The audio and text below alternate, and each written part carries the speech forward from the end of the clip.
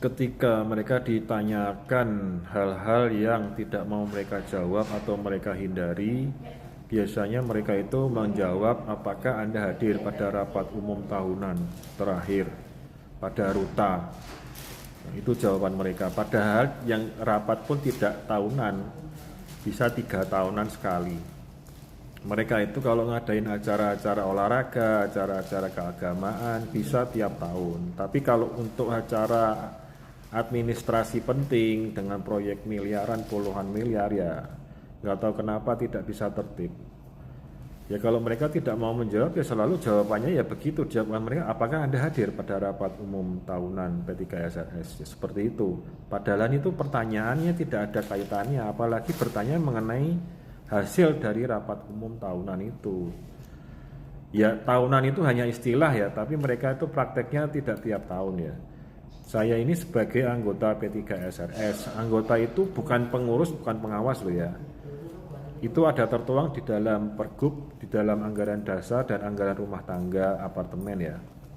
Jadi saya ini termasuk anggota itu ya termasuk yang nyewa apartemen, termasuk bukan pemilik apartemen, termasuk yang menerima surat kuasa dari pemilik apartemen.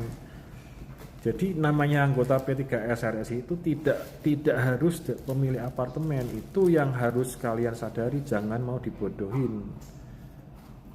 Gitu. Yang kedua, mereka itu selalu menggunakan argumen ad hominem. Ya, mereka mengalihkan pembicaraan, topik-topik utama pembicaraan itu menyerang hal-hal pribadi, menyerang hal-hal keluarga.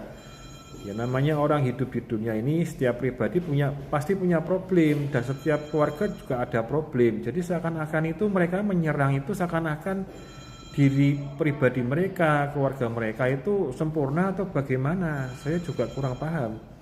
Tapi yang jelas mereka selama ini sudah berusaha memelihara itikat buruk kepada warga. Ya, memelihara itikat buruk ya. Walaupun mereka rajin berdoa, beragama, status-status di medsosnya juga agama dan lain sebagainya, tapi kelakuannya tiap hari ya begitu. Saya juga kurang paham. Semoga hal ini bisa mengedukasi warga. Warga semoga semakin cerdas. Jangan mau dibodohin terus dan harus ingat untuk bertanya apa dasar hukumnya. Kita ini hidup di negara Indonesia ya, kita berusaha untuk mengikuti peraturan negara, bukan peraturan dari hukum rimba.